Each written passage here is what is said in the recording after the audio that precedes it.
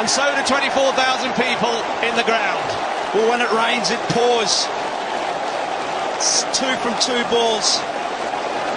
Australia now capitulating towards what's going to be a monumental loss. 343 for 9.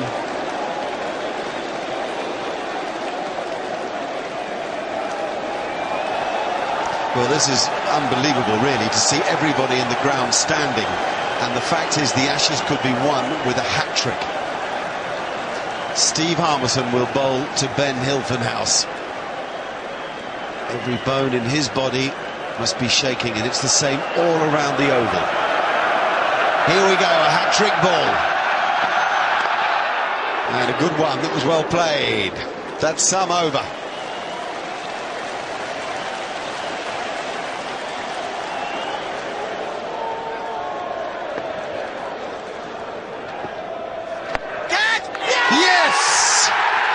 The Ashes belong to England once more. It's a monumental achievement, and there will be monumental celebrations.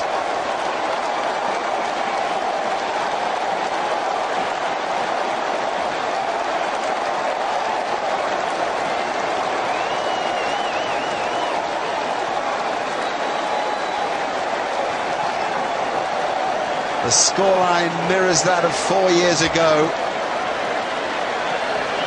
and the finale came within 15 minutes of the 6 o'clock when the deed was done 4 years ago.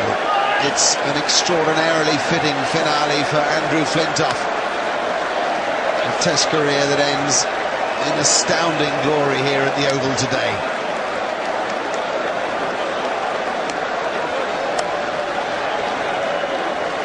Every single member of that team has contributed. It's been the long, slow burn today. Graham Swann finishes with 4 wickets. Ricky Ponting consoles his men, knowing that he's only the second Australian captain to lose twice here in England, and the first this century. England have beaten Australia by 197, and by so doing they take the series 2-1 and regain the Ashes. And this is the moment that won the Ashes back. Another lovely off-spinner from Graham Swann. Alistair Cook took the catch, and England began their party.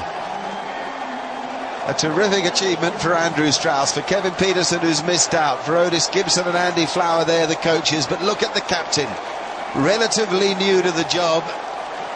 Never will he forget the moment that he brought the Ashes home.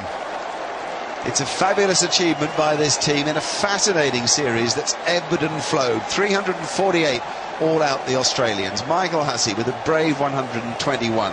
40 for Watson, 43 for Caddick, 66 for Ponting, run out unbelievably, 34 for Brad Haddin. They all did their bit, but it was a long, slow burn for the England bowling attack. 3 for 54 for Steve Harmison, 1 for Stuart Broad. Look at Graham Swann, 40 overs and 2 balls, 4 for 120. The margin of victory, 197, and England regain the Ashes. The Australians were quickly down the old dressing room steps to meet the England players. As I say, a series that's ebbed and flowed. At times it's been as much as a roller coaster ride. The Australians will always look back to Cardiff. They'll think, how on earth didn't we dismiss one of James Anderson or Monty Panesar in that extraordinary evening down at the Swalek Stadium? We had the fun at Lord's, where England were quite brilliant, the rain at Edgbaston, the drama at Headingley, where Australia just blew England away, and this fabulous fight back here under a blue sky. The Oval once again is the place for high drama. Trophies abound for Andrew Strauss, but it's the Ashes urn that means more than anything else. This terrific performance to put a new team together and to beat Australia, to regain the ground that was captured 4 years ago, will never ever be forgotten. They thoroughly deserve this victory. You've lifted the urn and you're soaked in champagne. Feels pretty good, doesn't it? I mean, I suppose at the back of our minds we thought we had a chance in these last couple of days, but until you get over the line you just never believe that it might happen, and it's just a special moment. It's so hard to find the words to sum up the emotions, because there's just been so much hard work that's gone into it, and we've been in some pretty low places over the last couple of weeks, and to come back and show that fight and desire, makes it even more special. Is it your greatest achievement to have come back from the disaster at Headingley and to play so well here, do you think? I think so. I mean, you know, we were dead and buried after Headingley. That hit us very hard, the way we played. In some ways, the kind of reaction to the way we played as well. And we had to show some fight and desire. And you know, when an Ashes is on the line, it's not difficult to do that. But when you're perhaps not feeling in great nick, it is quite hard. And you know, all credit to Andy Flower and the support staff, because they stuck by us and kept believing in us, kept us positive. And that helped us a hell of a lot to come out here and play well this week. Be honest, was there a point today with Ponting and Hussey going well when you wondered? I can say that again, yeah. I mean, it didn't even look like getting them out, to be honest with you. I mean, the ball was turning, but they seemed to be playing it well. It's doing nothing for the seamers, so I was scratching my head and hoping for something special, and thankfully Fred came up with it. What do you boys do tonight? Go mental?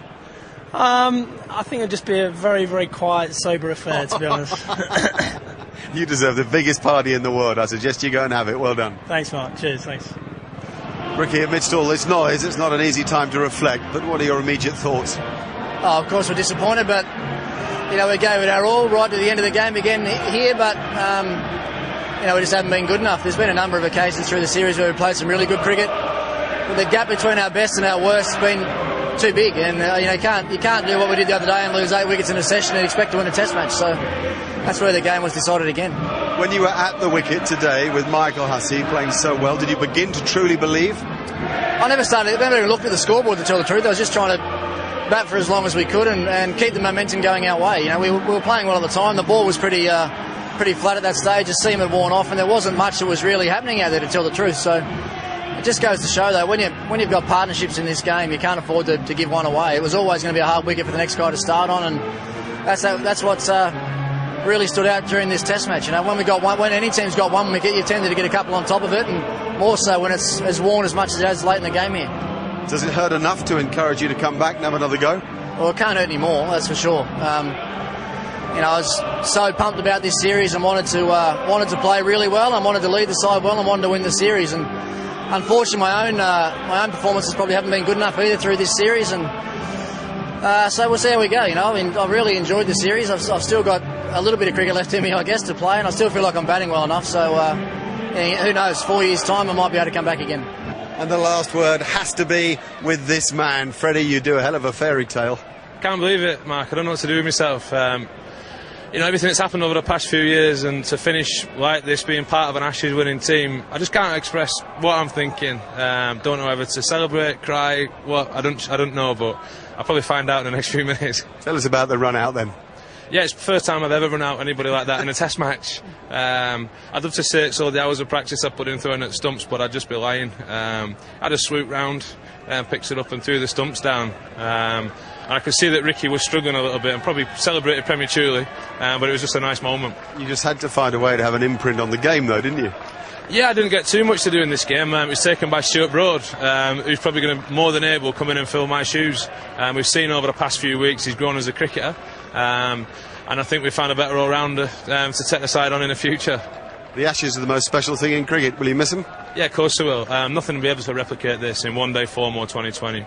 For me, playing international cricket has been about the Ashes, and I've been fortunate enough to win them twice. Fantastic. Freddie Flintoff can say goodbye. I can say goodbye too, with the news that England have the Ashes once more. Tomorrow night on 5 at 7:15, a special show, how the Ashes were won. Don't miss it. Good night. To the Oval, the match that will decide the Ashes. Well, that's a terrific shot. No doubt, massive moment for the Australians. Beautifully played. 332 all out. That's it! Broad wins it. Brilliant bowling by Stuart Broad. And he's taken it, yes, caught, and this is incredible. The money, Australia. Broad's got 5 for England. The Australians have been bowled out for 160. 4 rockets to the boundary. That's a really good stroke. Trott finds the space he wants. One of the most outstanding performances you'll ever see.